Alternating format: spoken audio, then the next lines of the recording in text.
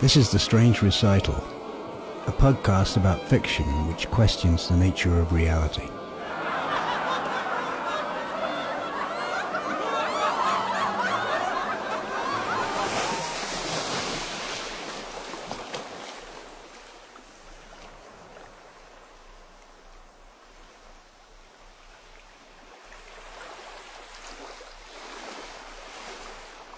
A ship in a bottle washes up on a beach. It is found by a boy who jumps from rock to barnacled rock. Bubbled tendrils of seaweed sway in the lapping water, black and brittle above the surface, green and slimy when alive and wet. Fish life, or salts and iodines, make the smell of the sea, which he loves and hates.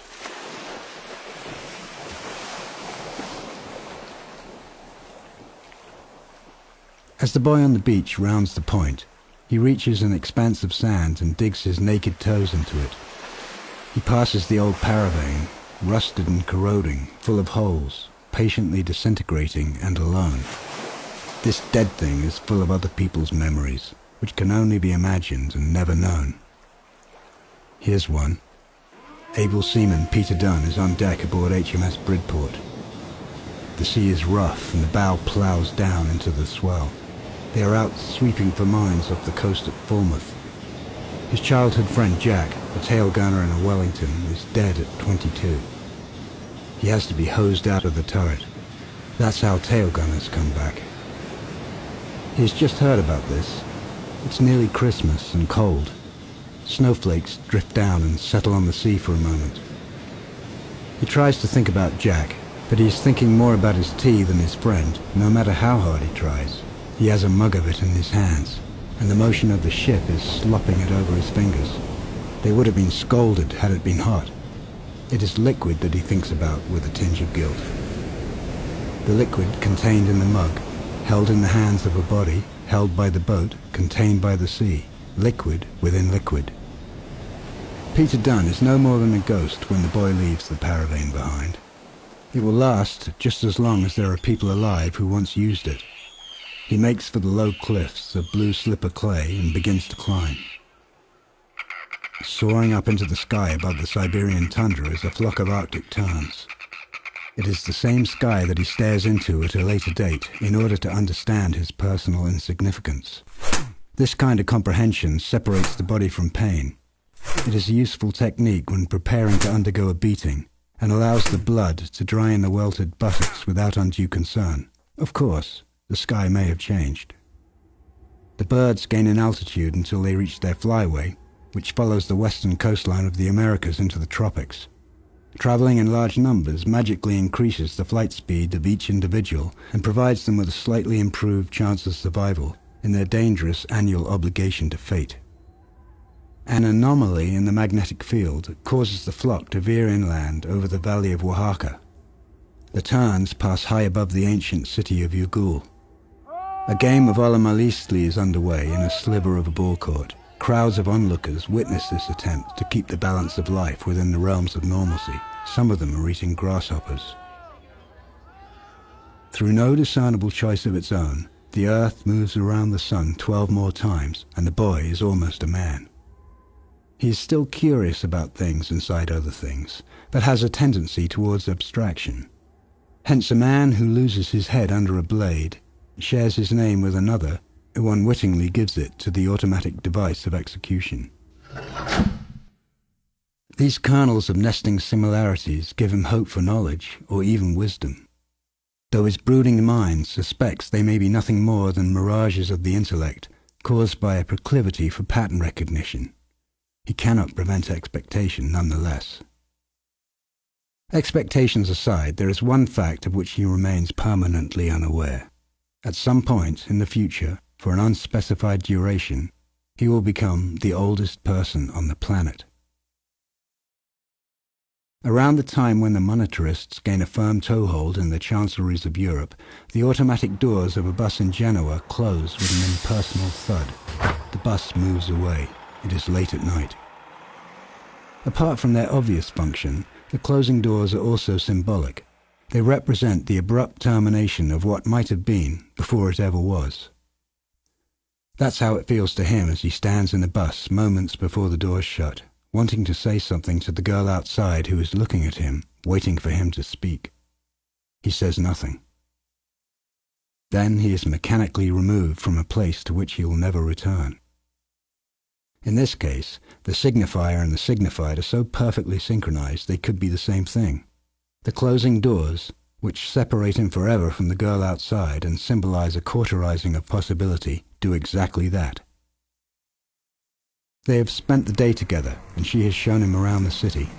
They communicate badly in a language that is foreign to both of them. They are young, and assume, without thinking about it, that the greater percentage of their lifespans are still available to them and unknown. She is a sylph raised by nuns and angry about it. She is mildly disapproving of his insistence on entering every bar they pass so he can have a glass of wine. She drinks nothing herself, but waits with him as he finishes quickly. Then they continue their diurnal wandering through the city. The sightseeing, though entertaining, is not their main purpose, and he remembers none of it. What they are about is a positioning of themselves relative to each other, in a space which moves beyond the physical, something profound, never expressed. He is self-sufficient in a strange land and has needle and thread. He can sew up the wounds in his trousers. He feels resilient. After a day of walking, when the sunlight becomes streetlight, he is plucked from one trajectory with its multiplicity of veins and capillaries and deposited into another. This is the function of machines. The ball games continue after the birds pass over the cloud people, but they no longer have their desired effect. Even a slew of bloodletting rituals and decapitations provides no relief.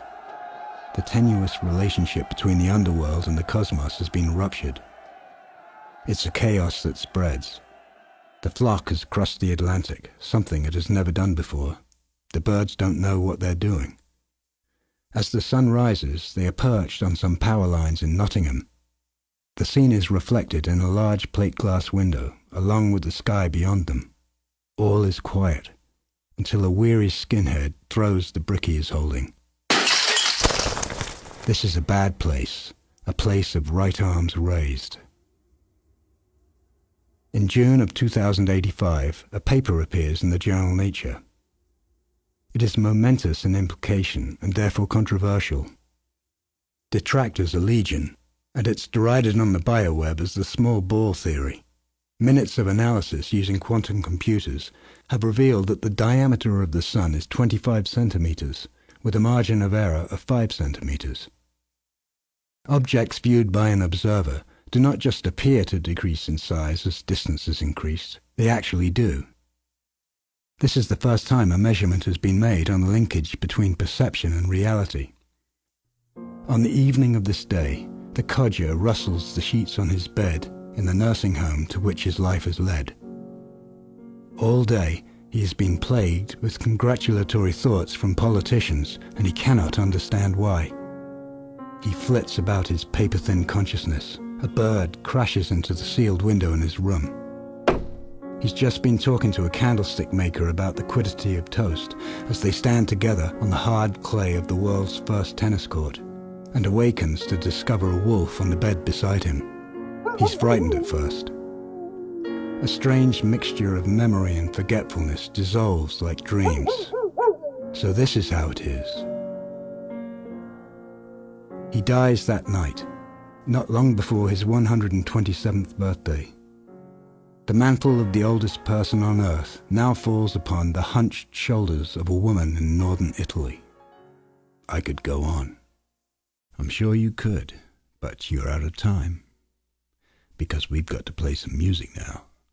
Oh, that was Memory of Birds, written and read by Tom Newton. My doctor called the other day and said we had to play music after each story. He didn't say why. So, that's what we're going to do.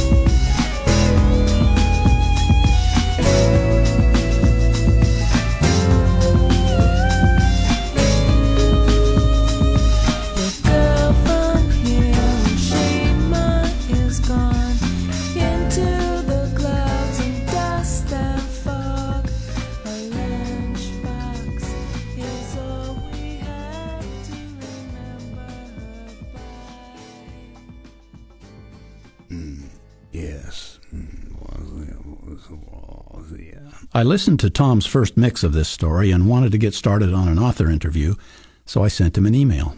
He replied, and we discovered that an email correspondence was the approach we were looking for.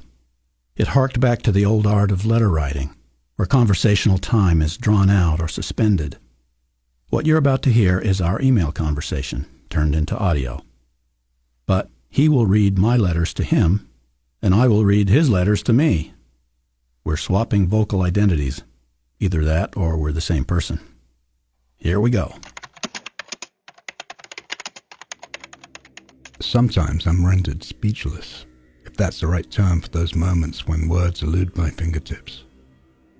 Or maybe it's just the brain fog of aging. Memory of birds is so rich I'm aesthetically hyper-aroused, but so slippery I can't get a hold on it, a thick trout flip-flopping in my wet hands. All those threads tangling in a soup of simultaneity. But it starts with the boy and his imagination. That's the place for me to grab and blurt out the cliché question. Is this an autobiographical boy, the young Tom? Maybe you can't get a hold of it because it's a stream of consciousness. You can get your hands wet, but it's hard to grab a stream. I adhere to the opinion that writing in a directly autobiographical way is limiting, unless it's a memoir. Better to imagine than to know as far as fiction is concerned. A memoir is probably fiction anyway, because a recording is not the thing it tries to capture, but merely its representation or simulacrum. A real feat would be to write a false autobiography, fiction without pretense, but I'm getting sidetracked. You are right, this story is in many ways autobiographical. So I'm contradicting myself. The boy on the beach is me on the Isle of Wight. My grandparents lived there, and I spent a lot of time with them from when I was newborn until my early adolescence when they died. How I loved that place. The island is diamond-shaped and small, only 23 miles across if I remember correctly. The coast along the southernmost tip where my grandparents lived was constantly eroding and had a strangely lunar quality. An old Victorian road disappeared into the landscape and then reappeared later in a magically remote and hidden place. Houses literally fell into the sea, there one year and gone the next. My grandfather, being who he was, studied geological surveys before buying his house. He knew it was on solid ground. I spent hours wandering on the cliffs and beaches. Those beaches became a yardstick for other beaches I have visited in my life, and I have found nothing that compares to them. There are many autobiographical elements. The Paravane on the beach, the smell of the sea, the beatings at school, the great love that never was, and also some biographical elements. The memory of others, like tail gunners getting hosed out of their turrets in Wellingtons. But I excuse myself from hypocrisy because I've tried to present autobiography in a detached way, as if viewed from above, what birds might see as they migrate. That detached viewpoint is a stable axis running through the turmoil of life, which in the end is so short. This is where cyclical time, or timelessness, comes into play. As a writer, I felt freed by acknowledging this. Everything is fiction, and everything is memoir, and vice versa. Too bad about the dysfunctional marketing system and its narrow pigeonholes. How nice that here on the Strange Recital we don't concern ourselves with that. The important thing is the wonderful alchemy that occurs when memory and imagination blend, interact, collide, have sex, and bear babies. But back to the story. Yes, timelessness or cycles of time. The stream of consciousness you've undammed is the same river I was just thinking about. The river that forms the border between two countries, left brain and right brain. To read this piece is to float down that river, glancing at both sides. Language is essentially abstract, a left-brain activity. Yet, when it's allowed to flow, outside the consensual rules of story logic, a holistic amalgam of the personal-impersonal, or rather, extrapersonal or suprapersonal, blooms forth.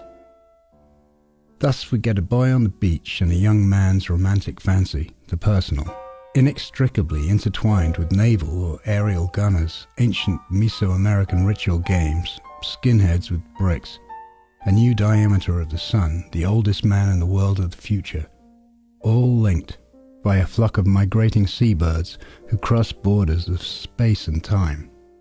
So, for me, the feeling is not timeless so much as timeful, to coin a word. All full up with time, all events layered, superimposed, simultaneous. And this is where literary work can transcend left-brain language. Via metaphor, you've captured a deeper level of reality than is apparent to our perception. Space-time is erased in favor of something like the multifaceted jewel called the amplituhedron, if you don't mind a little egregious misuse of quantum field theory by a non-mathematician. It seems like I had another question to ask, but now I've forgotten. Amplituhedron. That's an interesting word. Thanks for introducing me to it. I had to go to Wikipedia to look up what it means. I still don't understand, but I gather it is defined as a mathematical space known as the positive Grassmannian, which seems to be a way to use geometry to sidestep space-time and locality when examining particle interactions. Completely beyond me, but I'm glad you've connected this concept to the story. I'm also glad that you found the story captured a deeper reality beyond perception. That wasn't the intention when writing it. There was none, other than seeing what would happen. But after the fact, it seems like an admirable intention. It's also a great example of how the reader influences what is read. As you know, this is a favorite idea of mine, and not one of my own. With the beautiful density of thought expressed in a few paragraphs, it's not surprising you forgot your original question. I'll ask you one instead. There are two words, both beginning with P, that have tenuously occupied a space in my hemispheres for many years. Paravane and Pagoda. Though there is not a pagoda in this story, except perhaps for its giant looming unmentioned shadow, there is a paravane. So, what do you think about paravanes? Yes, paravanes. A great word. But I had no idea what it means, so I Googled it. A sort of water kite or glider that is towed below the surface, used in war to snag submerged mines so that they can be destroyed. Like a broom sweeping my subconscious for self-sabotaging beliefs, bringing them up to the light. Boom! Paravane therapy. Now, pagoda. I immediately think of a cheesy tiki bar on South State Street in Salt Lake City, with a huge pagoda-shaped sign lined in neon. Is that the looming shadow? Never mind. That was a rhetorical question. The actual question I wanted to ask is not really a question, more an observation with the soul of a question. What you've done in this piece is make a record of one route through an intricate labyrinth, making note as you go of many other doorways into other passages, each of which would be its own equally rich journey full of history, philosophy, paradox, nesting similarities, sensory detail. If you, or we as listeners, should choose that thread to follow. It must be the labyrinth of your well-read but possibly insane mind. Also, I always suspected that the sun was really only about 25 centimeters wide. I can see it, after all. Though you say your question about the pagoda was rhetorical, I feel inclined to answer it. The structure that burned new synapses into my young brain, as a result of which it still lurks there, was not a sign in Salt Lake City, but a building in Kew Gardens, London. It must have been erected in the 19th century, or perhaps it was a gift from China. It had a faint and musky ring to it of Victorian colonialism, power that had passed. The colors of red and gold, the dragons, the upturned Asian roofs, the multiple stories towering above were exotic to me, and I wanted to climb it. But that was forbidden. People had been allowed to go up there at one time, then someone had committed suicide by leaping from the top, and the entrance was barred forever after. That gave it an extra sense of sinister mystery. This will have to answer your soul of a question. It is the soul of an image, and it is both pleasant and unpleasant at once, like a dream. I'm glad we're on the same page about the sun. I've often wondered what impact its small diameter might have on the universe at large, and have come to the conclusion that it would have none. It has always been that way. We just didn't know it. As far as my sanity goes, I believe that Einstein defined insanity as doing the same thing repeatedly and expecting different results. I keep writing these stories, but I don't expect anything, so I'm probably completely sane. And again, I could go on. I'm sure you could, but we're out of time. Okay, what do you think? I think it's pretty good. Yeah, what do you think? Feels right to me.